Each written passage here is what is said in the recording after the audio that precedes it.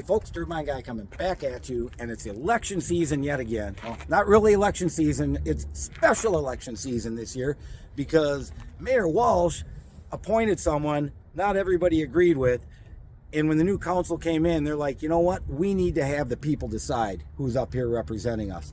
So they got the special election coming up, I think May 13th, and we've got actually a bunch of candidates to look at this point, and I'm going to do a video here in the near future on who not to vote for. There's a couple of people out there I think people should stay away from, so we stay away from the recent history that we all overwhelmingly voted to defeat. But today, I have with me one of the candidates. She, I believe, just graduated Drake University, looking to move forward in her life, and she thought this would be a great opportunity. So let's see what Miss Gigi Simpson has to say. How are you doing? I'm doing great. Thank you for having me. It's really nice to finally meet you in person. Well, and I'm really excited to do this. Thank you. Tell us all a little bit about your history and relationship with Orono. I came here in 2017 and I moved here with my family.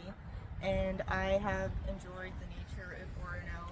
As I grew up here, I was a long distance runner in high school and I ran on the trails here.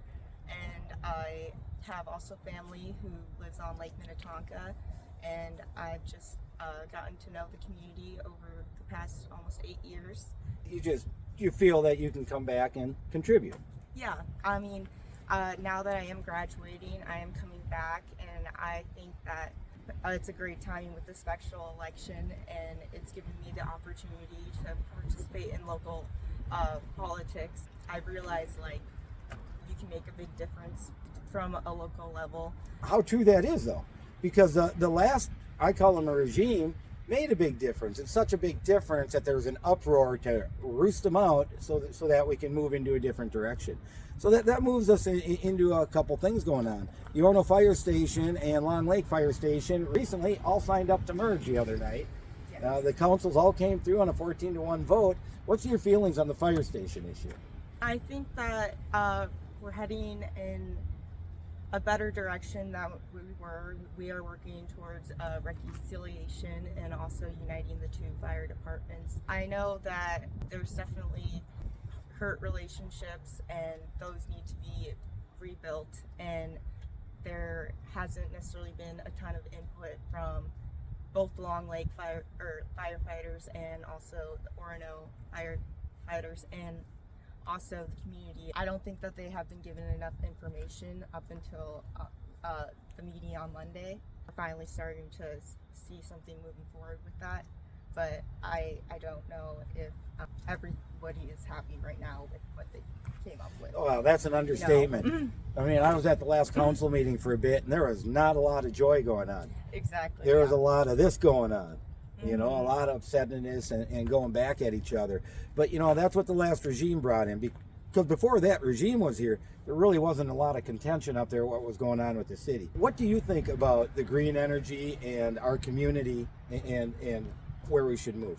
I heard a little bit about your story before, and I think moving forward with any situation like that, it needs to not be hostile and not target or play favoritisms when they're making those decisions. And in terms of looking forward with green energy, I think that should be encouraged, and especially because you as a resident, as a small business owner, I think that that's something that can be encouraged by Orono. I think we both agree green energy is a good thing and a wave of the future, and put it aside is just plain ignorant. Right, and also supporting our residents' businesses as well as important. Sure. There's been an attack on the parks in this city. I know a specific lady who the last regime said they could go through her property with a bike trail for the high school, and that they could make a bike trail on Beaterwood Park, yet Orono ordinance specifically states you can't ride bikes on a park unless it's specifically marked and it's got a few other things. What do you think about the city of Orono, its parks, how we need to protect them, and shouldn't Orono be following its own ordinances?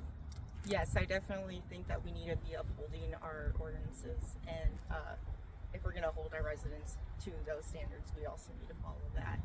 I also think when we're looking at developing parks, we need to think about the long-term impact and whether that is needed in, the surrounding neighborhoods, if that's beneficial.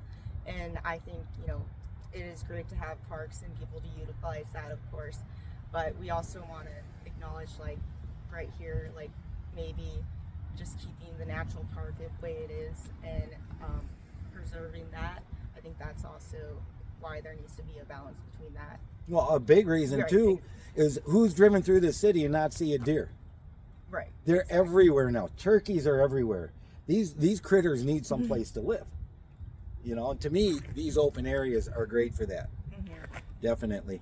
Now, there's another issue. You may not have heard about this lady, Nancy, the dock lady.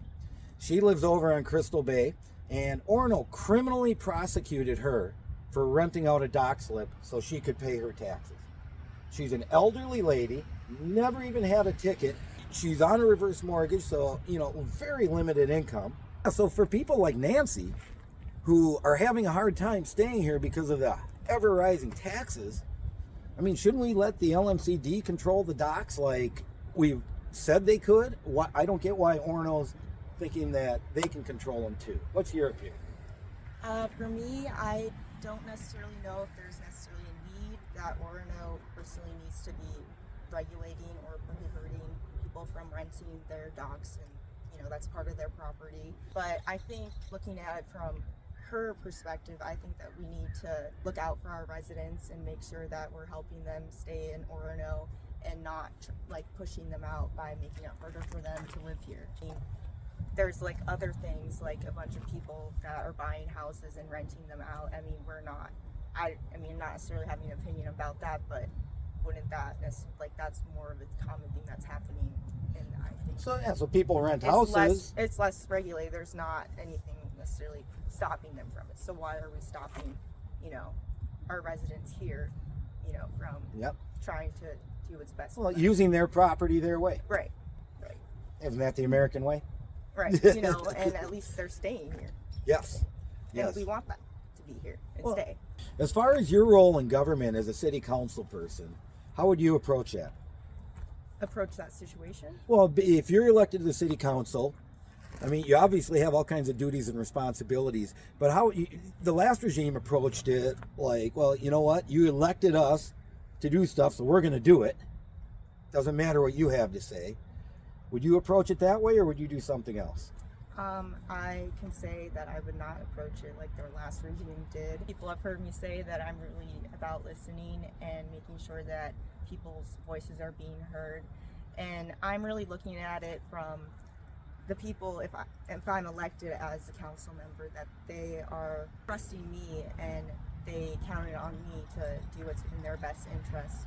And that means that I need to be listening to their input and concerns when we are making decisions. And I think that's what the last regime really struggled with. And also, I think transparency is really important. Turbine Guy's opinion is there's some issues up in Orono with city staff. And it's not just my opinion. There's other people out there who think that the leadership of this community could use some tweaking. If you got in there and once you got your hands wrapped around things and understood, would you have the courage to stand up and do what you think is right if you see something wrong?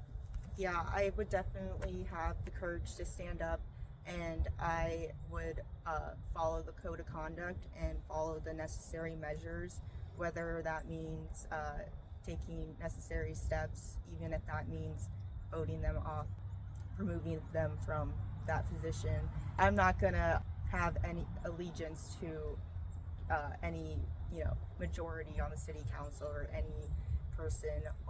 You're gonna think for yourself? Yeah, exactly. Yes.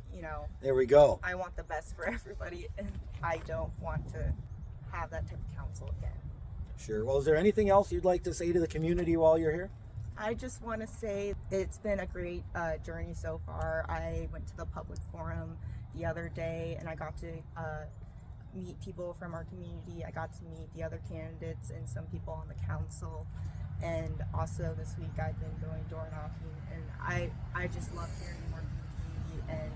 And whatever happens, this has just been a great experience for me. And I hope that this will motivate other people to run no matter their age. I just want to thank everybody for their support, and people like you have reached out to me and wanted to talk, and I really appreciate that. What's your email address? My email is aigulsimpson23@gmail.com. It's spelled AIGULSIMPSON23@gmail.com. Obviously a very courageous young woman, because I know what it's like to be young and throw your hat in the ring and try to do this.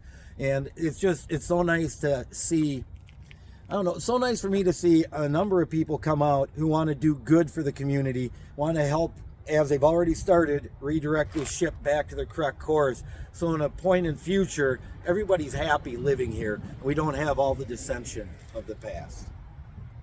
Turbine Guy and Gigi signing off. Thank you.